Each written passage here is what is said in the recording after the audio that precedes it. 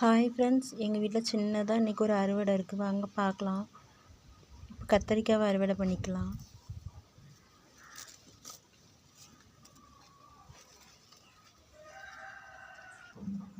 இந்த ஒரு கத்திரிக்காய் இருக்குது, இதையும் அறுவடை பண்ணிக்கலாம்.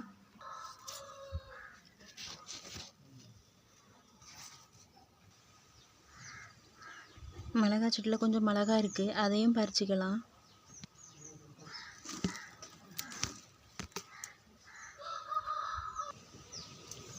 உளுந்து செடியில் கொஞ்சம் உளுந்து விளைஞ்சிருக்கு, அதையும் பறிச்சுக்கலாம். காக்கணம் செடியிலையும் கொஞ்சம் பூ இருக்குது, அதையும் பறிச்சுக்கலாம்.